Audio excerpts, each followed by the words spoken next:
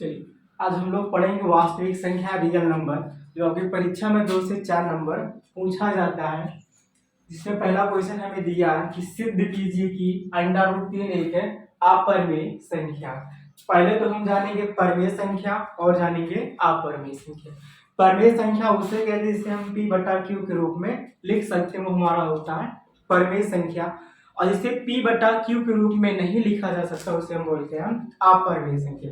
और ध्यान रहे, जब हम p/q के रूप में लिखते हैं तो q कभी 0 नहीं हो सकता, बस इतना ध्यान में रखना है।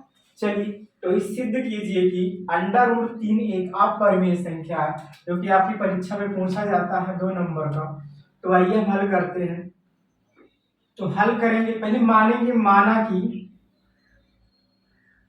√3 एक परिमेय संख्या है, परिमेय संख्या है। हमें सिद्ध करना आप पर, हम मान के क्या करेंगे, इसको हम परिमेय संख्या।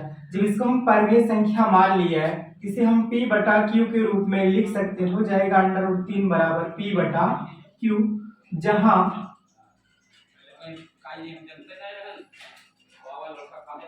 जहां p और q एक पूर्णांक है, जहां p और q एक पूर्णांक है और q इज इक्वल नॉट 0, क्योंकि हम q के स्थान पे 0 नहीं रख सकते, 0 से भाग किया जाता है, इनफाइनाइट आ जाता है। इतना करने के बाद जहां p और q हमारा क्या है, एक पूर्णांक है, q इज इक्वल नॉट 0, इसको हम करेंगे दोनों पक्षों का वर्ग करने पर हो जाएगा, दोनों पक्षों का वर्ग करने पर हम दोनों का वर्ग करेंगे, ये हो जाएगा हमारा √3 का वर्ग बराबर हमारा है p/q का भी हो जाएगा वर्ग।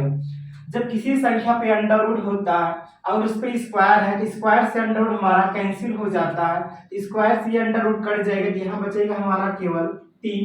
ये दोनों का होल स्क्वायर, तो p का भी स्क्वायर होगा और q का भी स्क्वायर होगा, ये हो जाएगा हमारा p², ये हो जाएगा हमारा q²। इसके बटे में एक मान लेते हैं, तिरछा गुणा कराएंगे, p² गुणा 1 में कराएंगे तो ये हो जाएगा हमारा p², q² गुणा 3 में कराएंगे तो ये हो जाएगा हमारा 3q²। इसे मान लेते हैं समीकरण नंबर 1। अब हम q² के बराबर करेंगे।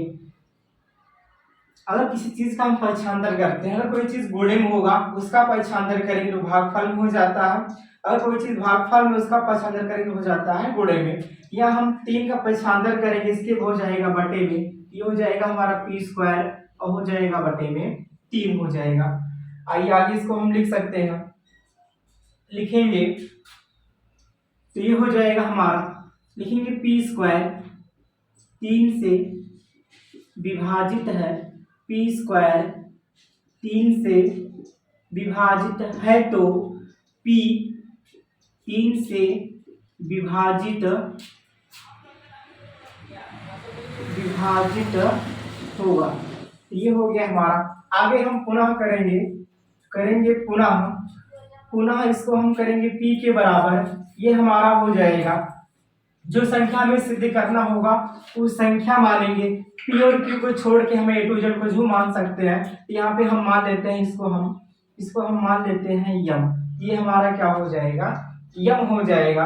अब ये p का मान हम समीकरण 1 में रखेंगे, ये हो जाएगा हमारा, रखेंगे p का मान, तो हो जाएगा p का मान समीकरण 1 में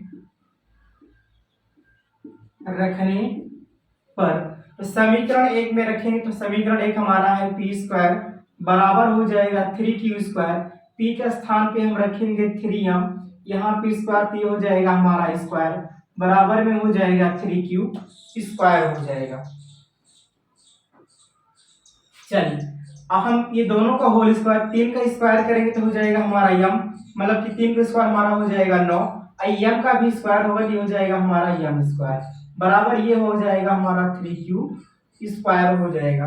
अगर हम m² के बराबर करेंगे, m² के बराबर करेंगे, 9 का पक्षांतर होगा, यहाँ गुणे में इसके हो जाएगा भाग में, तो हो जाएगा 3q² और बटे में ये हो जाएगा हमारा 9, 3 से भाग करेंगे, 3 का 3, ये हो जाएगा 3 त्रिक का 9, ये आ जाएगा हमारा m² बराबर q² और बटे में हो जाएगा हमारा 3, या इसको हम लिख सकते हैं, लिखेंगे क्यू स्क्वायर 3 से विभाजित है, क्यू स्क्वायर 3 से विभाजित है, तो क्यू 3 से भी विभाजित होगा। इसको मानते हैं हम कथन नंबर 2, इसे मान लेते हैं कथन नंबर 2, और इस वाले को हम मान लेते हैं कथन नंबर 1। तो हो जाएगा हमारा कथन नंबर 1, कथन 1 व 2 से स्पष्ट है कि अंडर रूट 3 एक अपरिमेय संख्या है। ये हमें क्या करना था, सिद्ध करना था। ये हो गया सिद्ध। आपकी परीक्षा में 2 नंबर में पूछा जाता। इसका भी 1-2 टाइप और होता है, उसको आगे सवाल में बताते हैं। तब तक के लिए नोट करिए। चलो हमारा अगला सवाल है, हमें दिया कि सिद्ध कीजिए कि 3 प्लस अंडर रूट 2 एक अपरिमेय संख्या है। दूसरा टाइप है, इसको हल करते हैं। तो हल करेंगे, पहले मानेंगे, माना कि 3 प्लस अंडर रूट 2 एक परिमेय संख्या है, एक परिमेय संख्या है। जो इसको हम परिमेय संख्या मान लिए हैं, इसको हम p बटा q के रूप में लिख सकते हैं। ये हो जाएगा हमारा 3 प्लस अंडर रूट 2 बराबर हो जाएगा p बटा q के, या हम अंडर रूट 2 के बराबर करेंगे। इसको लिख सकते हैं जहां p और q एक पूर्णांक है, जहां p और q एक पूर्णांक है, और q इज इक्वल नॉट हो जाएगा हमारा 0 के। चलिए तो इसको हम लिखेंगे पहले। तो ये हो जाएगा हमारा 3 प्लस अंडर रूट 2 बराबर हो जाएगा p बटा q के, या अंडर रूट 2 के बराबर करेंगे तो हो जाएगा अंडर रूट 2 बराबर, ये हो जाएगा p बटा q। इसका पक्षांतर करेंगे तो प्लस से हो जाएगा हमारा माइनस। इसे मान लेते हैं समीकरण नंबर 1, या लिखेंगे p और q एक पूर्णांक है, p और q एक पूर्णांक है, तो हो जाएगा p बटा q माइनस 3 एक परिमेय संख्या है। इसे मान लेते हैं समीकरण नंबर 2। तो हो जाएगा हमारा समीकरण 1 व 2 से, समीकरण 1 व 2 से हम कह सकते हैं कि समीकरण 1 व समीकरण 2 से कह सकते हैं कि अंडर रूट 2 एक परिमेय संख्या है, परंतु एक अंडर रूट 2 अपरिमेय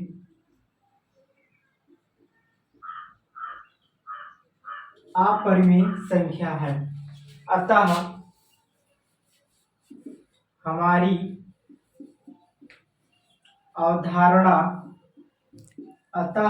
अवधारणा गलत है।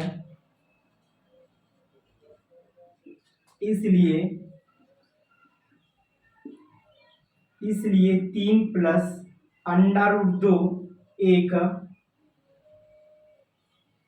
अपरिमेय संख्या है। ऐसा क्यों लिखा कि अंडर रूट 2 एक परिमेय संख्या, क्योंकि यहाँ अंडर रूट 2 के बराबर में p बटा q।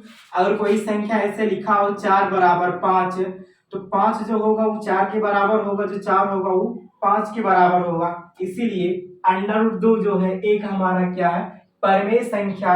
लेकिन अगर केवल अंडर रूट 2 लिखा होगा तो हमारा क्या होगा, अपरिमेय संख्या होगा। इसीलिए हमारा 3 प्लस अंडर रूट 2 एक अपरिमेय संख्या है। यही सिद्ध करना था। अगला सवाल हमें दिया कि निम्नलिखित परिमेय संख्याओं के दशमलव प्रसार शांत है या अशांत। पहले तो हम जानेंगे शांत क्या होता और अशांत क्या होता। जब भी पूछेगा शांत, शांत क्या होता है और हमारा अशांत। शांत में हमेशा दो और यानी कि 2 की पावर यम और 5 की पावर क्या होता है हमारा यन होता। इस जैसा कोई भी हमारा बनेगा, यानी कि हम हर का क्या निकालते हैं भैया, लासा निकाला जाता है। हर का निकालते हैं लासा। उस लासी में अगर हमें 2 की संख्या और 5 की संख्या मिल जाएगा तो वो हमारा होता है शांत। जैसे ही हमारा 2 और 5 को छोड़ कोई तीसरी संख्या आएगा वो हमारा हो जाता है अशांत हो जाता है। ये कहीं कहीं कभी कभी लासा निकालते हैं 2 2 2 2 2 ही 2 आ जाता है, तब भी हम उसको शांत ही लिखेंगे, क्योंकि हम किसी की संख्या में 2 की पावर हमारा 4 आ गया और 5 की पावर में कुछ नहीं आया तो 5 की पावर में 0 माना जा सकता है। 5 की पावर 0 में उसका मान कितना होता है 1 है, तो हम 5 की पावर 0 लिख सकते हैं। या कहीं हम हर निकालते, हर का लासा निकालते हैं उसमें 5 5 5 ही आएगा, संख्या 2 नहीं आई है तो हम 2 की पावर की 0 और 5 की पावर में जितना आया होगा उसको हम लिख सकते हैं। ऐसे में भी हमारा क्या होता है शांत ही होता है। और 2 और 5 के छोड़ के तीसरी संख्या आएगा तो हमारा हो जाता है अशांत हो जाएगा। चलो सवाल देखते हैं पहला।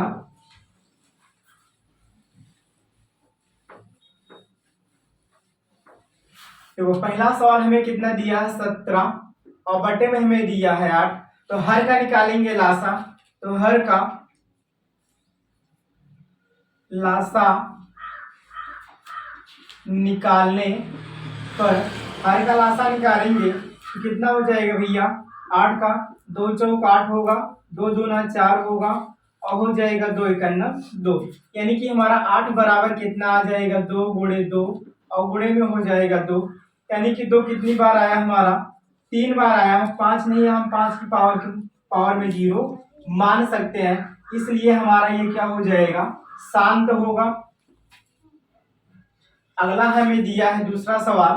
दूसरा का हमें दिया है 6 और बटे में कितना दिया है 15। अगर हम 15 का लासा निकालेंगे तो 15 बराबर कितना हो जाएगा 3 गुणे 5। अब यहाँ पे 3 आ गया इसलिए हमारा ये क्या हो जाएगा आसान तो हो जाएगा। और हमें तीसरा दिया है 35 और बटे में दिया है 50।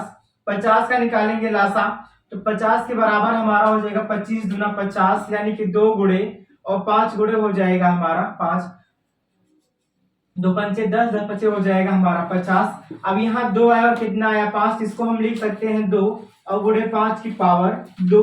ये हमारा 2 की पावर m और 5 की पावर n के रूप का है, इसलिए हमारा जो होगा यह शांत होगा। अगला आप बता ही सकते हैं 2 की पावर 3 दिया, 5 की पावर 2 दिया, ये भी हमारा क्या हो जाएगा शांत ही होगा।